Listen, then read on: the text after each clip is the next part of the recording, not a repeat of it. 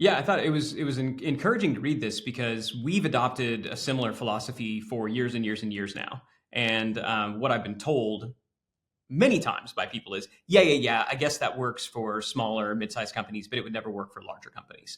And so it's nice to see that here you have a very, very large business that has implemented it, and they've found what I think should be obvious, which is that if you can improve your cycle times, if you can have faster cycle times, that in general you're going to have more insight from that. You're going to be more agile. Hey, everybody. Welcome to a We Almost Didn't Make It episode of Business Lunch with your hosts, Ryan Deiss. Depending on where you are, whether you're watching or listening, he's coming through the microphone now. I'm just here. I'm effervescent. Yes. And me, Roland Frasier. I am, if you're watching this, I am poorly lit, but maybe it's like, romantically lit because it's dark. It is romantic. My lights isn't working. But Yeah. that said, we wanted to talk about a couple of things that are kind of near and dear to our heart. And particularly as you're thinking about the first part of the year, there was an article in Business Insider where Bayer, the people that make the aspirins and such, CEO said that budgets represent the worst of corporate bureaucracy, and he decided to turn the process on its head. And so basically, he went in and overhauled their whole corporate budgeting system. So when we're thinking about how are we going to spend our money, what do we think is going to come in, what's going to go out, and instead of spending time on 1 year to 3 year budgets that pretty much never happen because so many things happen in business now. There's so many twists and turns along the way that thinking about what your actual budget's going to be like 3 years from now is really just, spitting into the wind. It's just not, it doesn't make any sense. So he turned it into these 90-day cycles.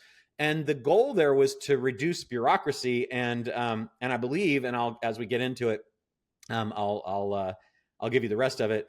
But he basically said that this came out of a radical experiment at Genentech, and I think he was at Genentech before, and they reorganized their teams also, which is new. So I don't really think that quarterly budgeting is necessarily new. I think that a focus on quarterly budgeting and cutting out 1 to 3 year budgeting is fairly new. And the twist that to me is the big twist is that they reorganize their teams every 90 days. And in Bayer, which is obviously a large company, they've cut 5,500 mostly mid-level manager positions. So they've flattened the organization. They have better communication. They've reduced their costs. They're more focused and present on what's going to actually happen over the next 90 days. It's let's do these things in 90 days, almost like a sprint, even though they don't describe it that way. And then let's put the teams together to make that happen. Then let's basically reorganize every 90 days.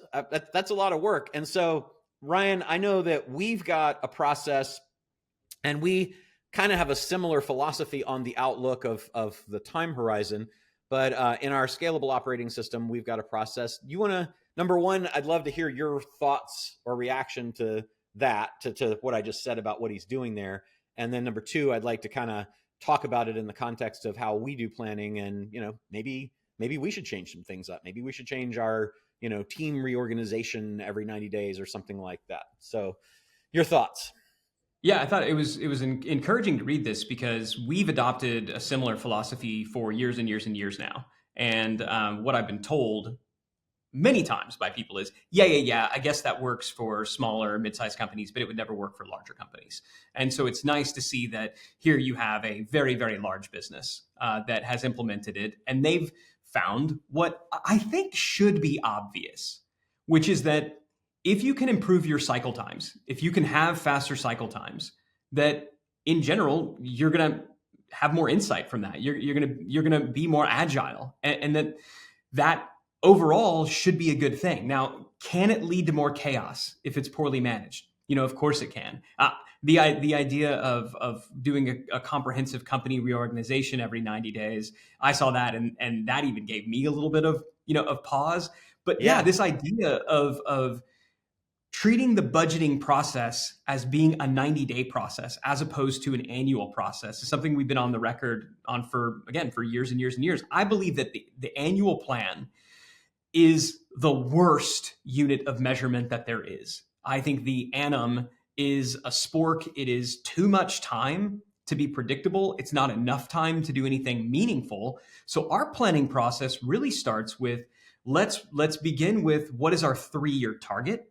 And the 3-year target is pretty broad. I mean, the 3-year target is just in general where we want to be in terms of revenue profitability 3 years from today. Revenue profitability and total enterprise value, right? We're not speaking to necessarily how we're going to get there, but just what do we believe is possible based on everything that we know today? What do we feel good about, clink champagne glasses about in 3 years? And the reason that we picked 3 years is because you really can do some pretty meaningful stuff in 3 years. And kind of the gold standard for that for our companies is for a business to go top line to bottom line in 3 years, meaning taking what is your current top line revenue and having that be your bottom line bankable, distributable profit 3 years from then. But at a minimum, just about any business should expect to double in 3 years. Because if you can just increase 24% compounded year over year, 3 years in a row, that's going to double. So that's where our planning begins. And then we break that into 12 90-day chunks, 12 90-day sprints, where that's when we get strategic and say, okay, what needs to be true in this 90-day period to stay on track with that 3-year target? But similarly, at each of those 90 days, we have an opportunity to evaluate and say, how do we feel about that 3-year target? It's not like we chisel this thing in stone, because we acknowledge that every 90 days we have new information. Every 90 days, we've got the information on the work that we did and how the market responded to that. There's also macroeconomic changes that we can factor in. And so I liken it to if you're flying a plane across the United States, you're taking off in New York City, you want to land in Los Angeles. You wouldn't simply take off and say, okay, fly west. And like, we'll check in 6 hours and see if we're there. Yeah. No, I mean, they're constantly checking in and vectoring. And so I love the idea that here's a big company doing something pretty disruptive, saying that, no, we're going to do these check-ins every 90 days. We're not going to just set a budget for 12 months, but we're going to force this company to look at its budget every 90 days, because now what we have, and I love one of the quotes in here, every 90 days, people can flow between teams. Money can flow between teams. And you're working on the most important thing for the next 90 days. Execution in 90-day cycles, we found works the best. Planning out, broadly in 3-year cycles. If you're doing that, you really don't need to do anything in a year. So that's my general thought, my general take. Now, I will say the idea of doing a comprehensive company reorganization every 90 days, that freaks me out a little bit. But yeah, it didn't get into the details on how they do that. So my guess is it's not that extreme. It's interesting on that, because he didn't really say they do a comprehensive company reorganization as much as that they reorganize the teams. And so if we in our operating system, we basically say, here's our big initiative for the quarter. And here's our big 3 for the quarter. And then we're going to have our initiatives that support each of those things. Right. And so I guess it's in a big company, because they have 100,000 people. So in terms of what's the workforce reduction that they achieved from this? Because this context wise, this all came out of bureaucracy is bad. Bureaucracy causes things to go slow. A lot of bureaucracy is a result of the, as a symptom of having a bloated budgeting process, because lots of people get together 5 months before a budget is to be released and work on it for that time. They're not focusing on the things they should be focusing on. They're focused on the budget, and the budget isn't going to even be relevant after 90 days. So let's kill that process, which should eliminate a lot of the bureaucrats that are in the middle of that, which would be middle management, which is what did happen 5,500 people would only be 5.5% of their workforce that they left. So if you have a team of, say, 50 people, you might eliminate 2.5 people. But, Right. if they're $80,000, $100,000 salaries, that money's going straight to profit, and so it's not insignificant. And, and as far as people who are saying, oh, but then you're going to fire a bunch of people, well, if you can repurpose them, obviously, you prefer to do that. But if you can't, then, if you're bloated, you're bloated.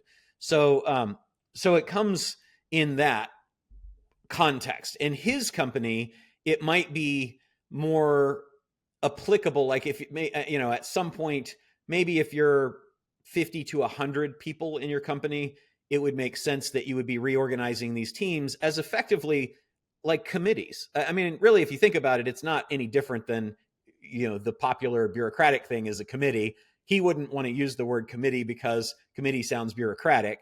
But Yeah. the team that's doing this is, a sprint team, a focus team, a committee, however, you want to name the rows, it is what it is.